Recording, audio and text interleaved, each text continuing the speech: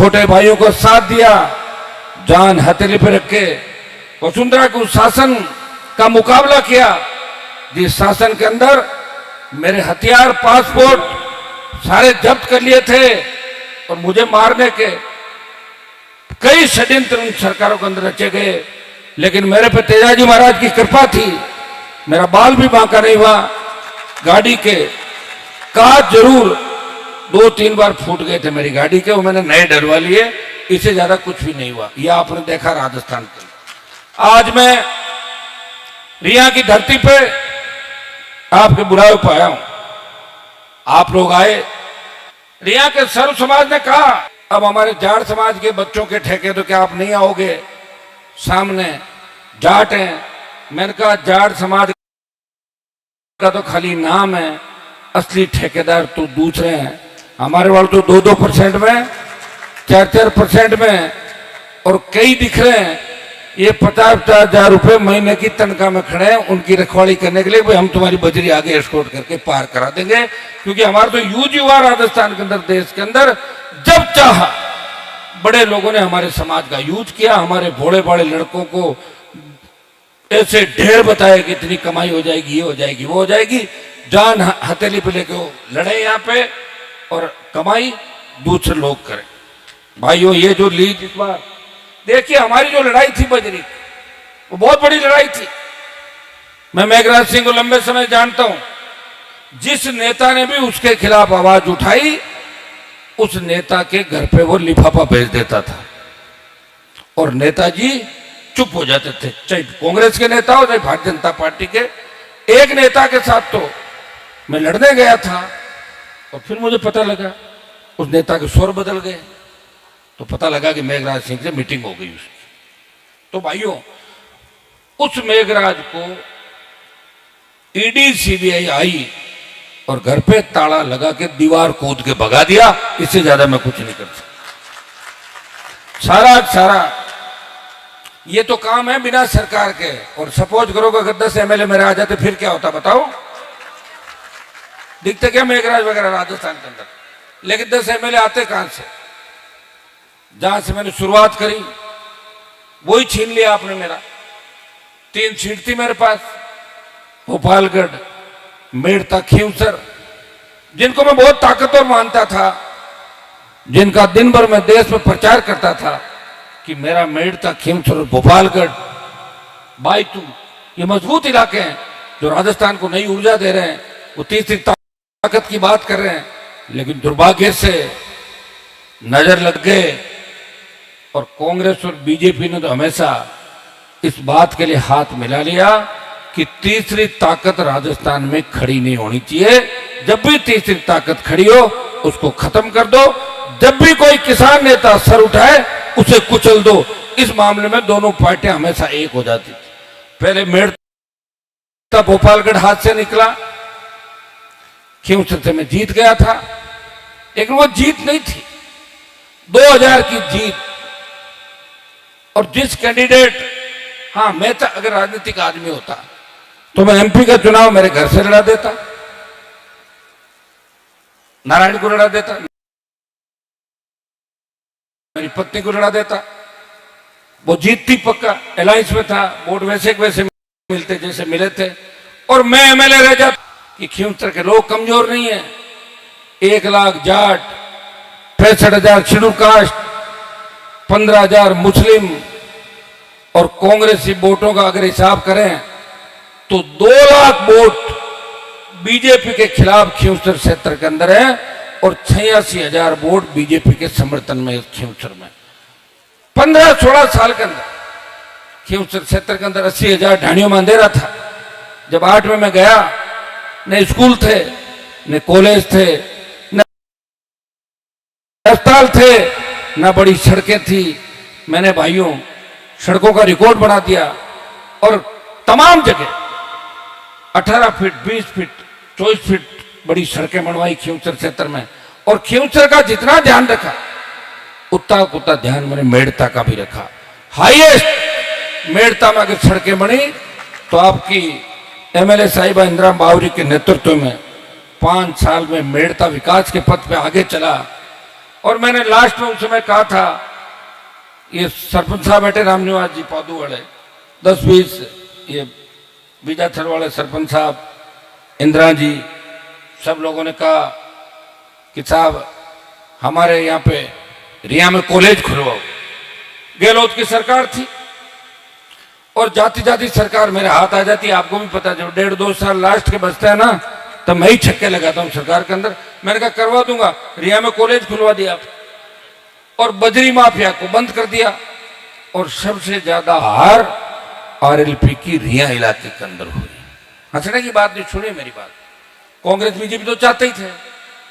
कांग्रेस ने जो कैंडिडेट ऐसे व्यक्ति को खड़ा किया कि जिससे आरएलपी हारे, आपको समझना चाहिए था। भोपाल गठबंधन में यही हुआ। भोपालगढ़ के एमएलए के लिए लोग कहते थे कि इनसे सीधा कोई आदमी नहीं, तो फिर आपने हराया क्यों? बोले साहब वो तो जल्दबाजी में को मामलो हरा, तो सीधा 5 साल बाद चुनाव होता, या तो 1 साल में चुनाव हो तो हरा भी दो, 1 साल जल्दी निकल जाती है। 5 साल सरकार के खिलाफ निकालने में कितनी ताकत लगती है। आपको धरने में 13 दिन कैसे निकले, ये तो मैं आपके पीछे खड़ा था, तब हिम्मत नहीं हुई राजस्थान की पुलिस की कि आपके धरने के अंदर आ जाए। मैंने ऐसी जगह भी देखी है कि धरने उखाड़ के ले जाते हैं और टेंट फाड़ के ले जाते हैं पुलिस वाले, ये पैरामिलिट्री वाले और मिलिट्री वाले। ये लोकतंत्र का दुर्भाग्य है मेरे भाई। लेकिन मुझे पता था कि मुझे जाना है और कोई मैं वोटों की राजनीति करने यहां नहीं आया। वोट 4 साल बाद है, 3.5 साल बाद। 3.5 साल में लोगों को तो 9 दिन पुरानी बात याद नहीं रहती। कल क्या खाया सब्जी याद नहीं होगी, कल सुबह काई खाया उठा ने काई सब्जी खाई कल सुबह, तो कौन सी याद रखोगे कि नहीं रखोगे? लेकिन के राजस्थान का सम्मान देश में बढ़ाया। लोगों ने कहा कि वहां तो कांग्रेस और बीजेपी है। मैंने हुक्का ललकार के माध्यम से किसान की कर्ज माफी,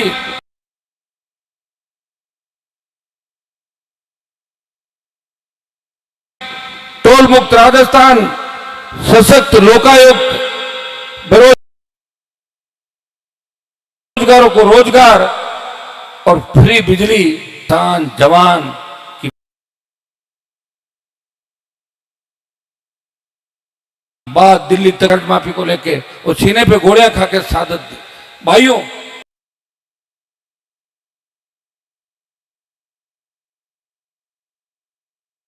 उन हुंकार ललकार के माध्यम से राष्ट्रीय लोकतांत्रिक पार्टी का गठन, उन्होंने अपने खुद के हितों की रक्षा के लिए राष्ट्रीय लोकतांत्रिक पार्टी का गठन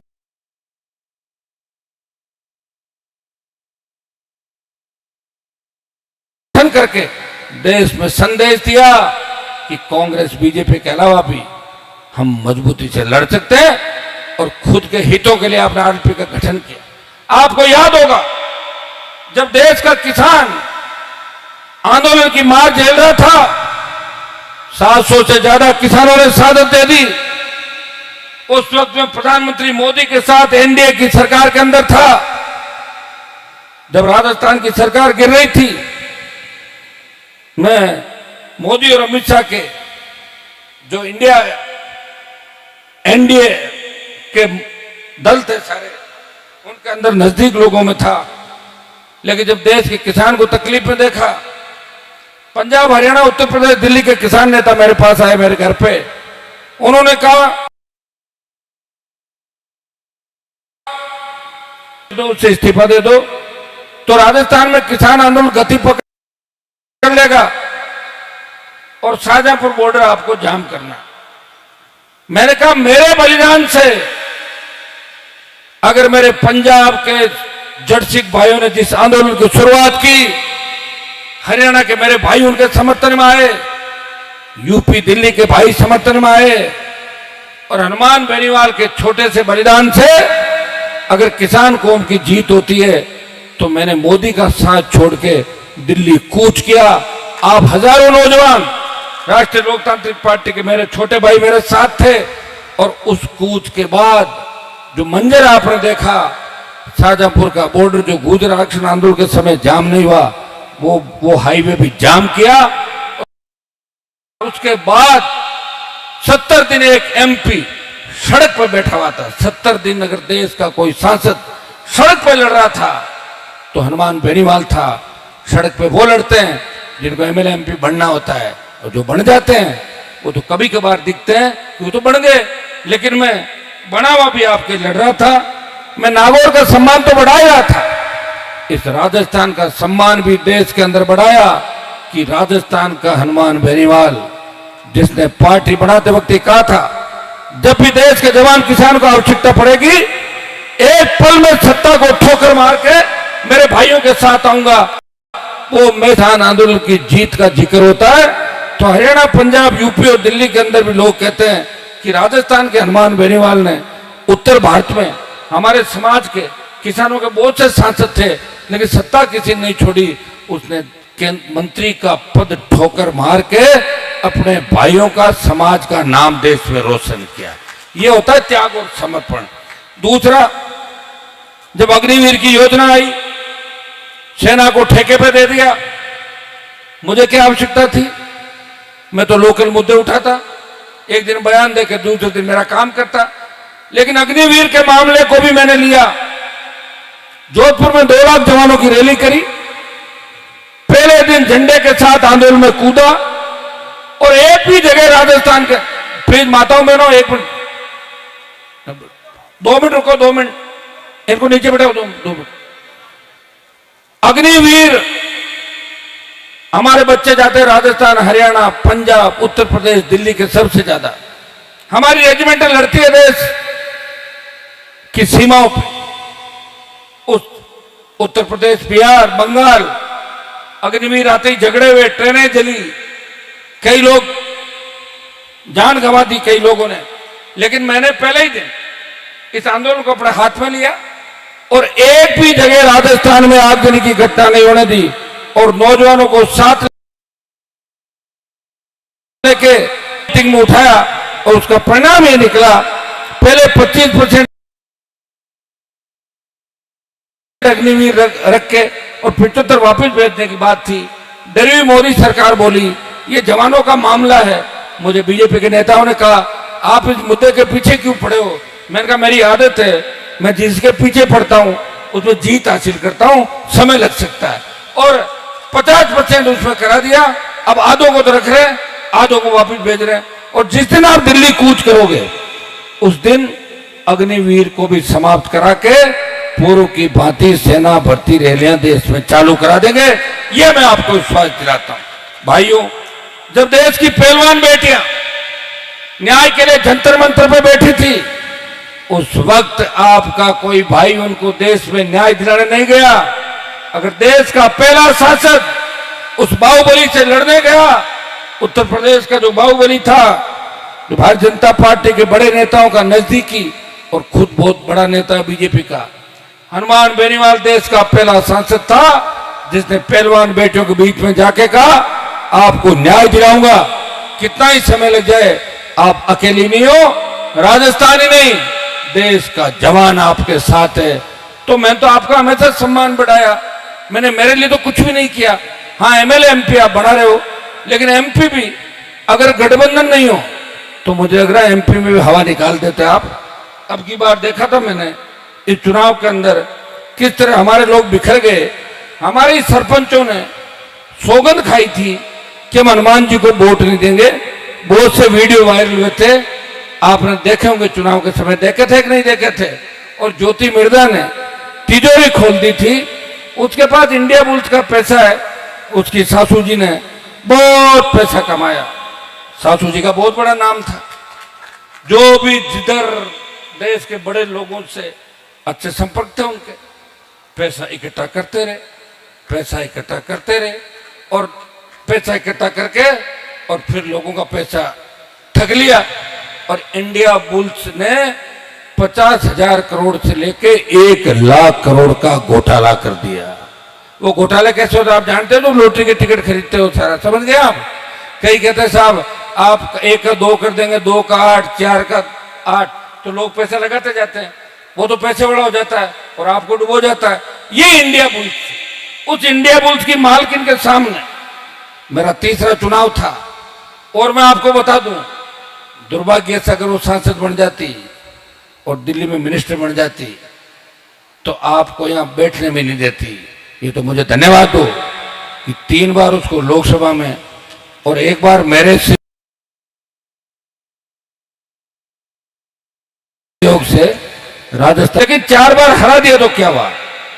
बजरी की मायूस तो ले आऊंगी कह रही है, बजरी तो अच्छी है झींटिया में, तो मैं रखूंगी मायूस। भाई तुमने राजनीति में हरा दिया होगा, लेकिन बजरी का काम करने से तो कोई नहीं रोक सकता, वो तो करेगी आपके इलाके के अंदर।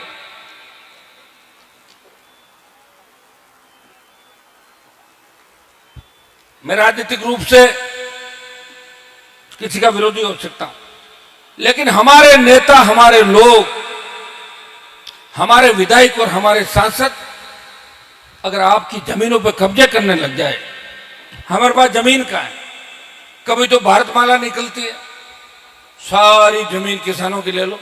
देखा इस भारतमाला को मैंने, पंजाब हरियाणा के अंदर जो मुआवजा था उसका 20% ही नहीं हमारे यहाँ पे, डीएलसी की दरें ठीक नहीं, और उस भारतमाला का इतना बड़ा उपयोग भी नहीं, आवश्यकता ही नहीं थी।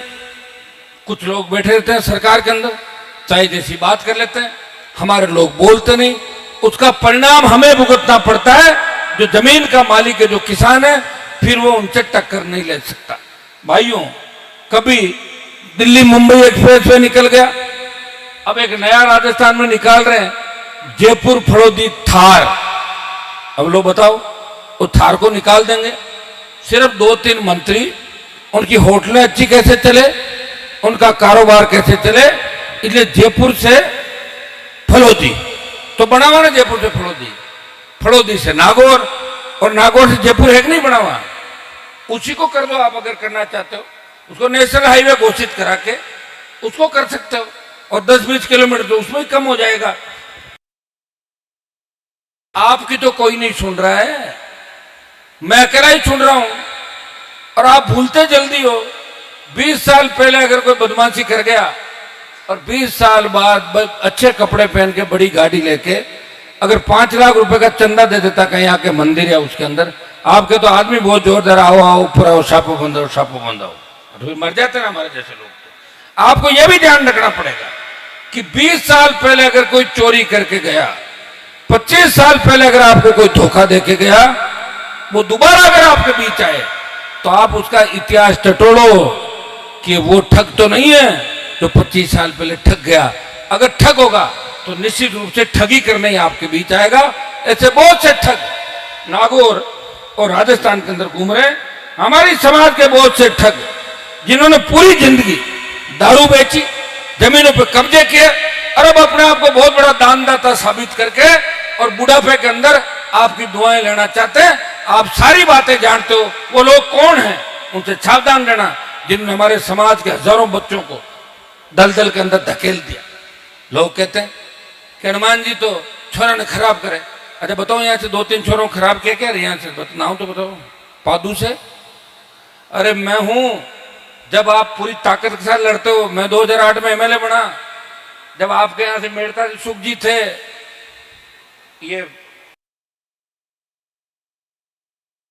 आपके डेगाना अजय सिंह जी थे, रिचपाल जी उस समय, और मैं कलेक्टर एसपी के वहां मिलने जाता था तो रिचपाल मिर्दा विधायक थे, और उस समय तो रिचपाल का बड़ा नाम था भाई। दूसरा तो पढ़ाई का माहौल नहीं, एक ही आदमी दिखता था इधर उधर, चाहे जैसे भी थे। वो पर्ची लेके कलेक्टर एसपी के बाहर 1-1 घंटा बैठते थे। एमएलए कहां बैठते थे? एसपी कलेक्टर के चेंबर के बाहर। और कभी कभी तो एक हमारा चपरासी खत्म हो गया, बुढ़ा नत्तू था, या जिंदा है मुझे नहीं पता, जिंदा है तो मेरी बात सुन रहा होगा, वो मेरे को कह रहा था कि साहब आप पहले क्यों नहीं आए? मैं कि मेरा जन्म ही लेट हो, मैं क्या करूं, पहले कैसा था, जब जन्म हुआ तो आगे। ये रामनिवास जी जानते हैं बहुत सारी बातें। तो नत्तू बोला साहब रिचपाल जी तो इतने बड़े ठग थे कि कलेक्टर से मिलते नहीं थे, 4 आदमियों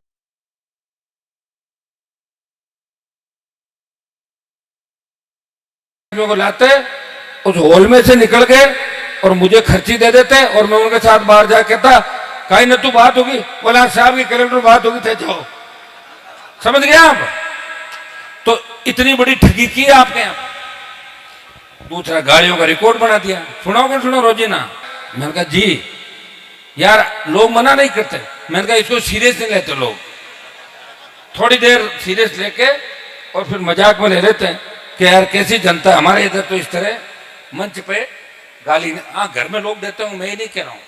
अब कोई कहते साहब हर व्यक्ति कहीं कोई गुस्से में भी बात कर लेता है, हो जाता है, झगड़े भी हो जाते हैं, लेकिन पब्लिक मंचों पे इस तरह गालियां देना।